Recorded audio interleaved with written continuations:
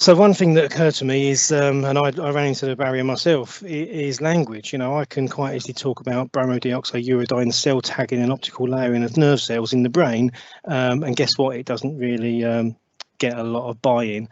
And then when I started looking into other disciplines that were looking at change in a deeper fashion, I found the same kind of barriers. It was a whole education to learn the language that comes with systems thinking or spiral dynamics or cybernetics or lean or agile. If you talk to somebody that's never heard of lean before about Kaizen and Hansei, you're literally talking Japanese to them, and you can't understand it. And the same principle stands for dynamical systems and Bayesian belief networks.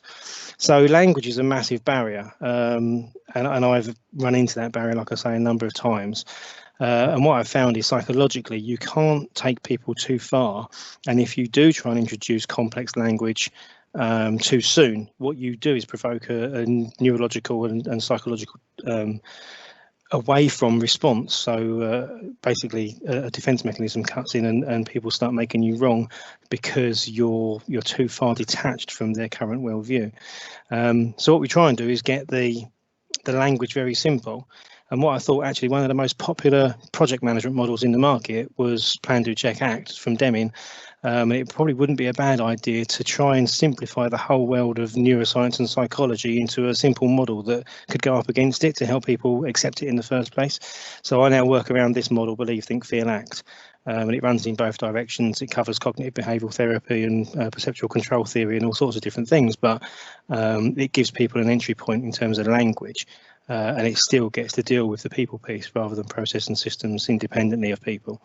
And ideally, really how people respond to the introduction of process and systems.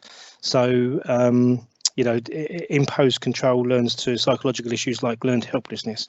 So if you impose a new IT system, information system, ERP system, whatever it might be, then you quite often find people shutting down and changing their psychological and emotional responses, their behaviours, reactions, and habits, to put it simply, which doesn't lend itself to the outcome requirements of the change program. So you end up slowing change down by ignoring the people piece.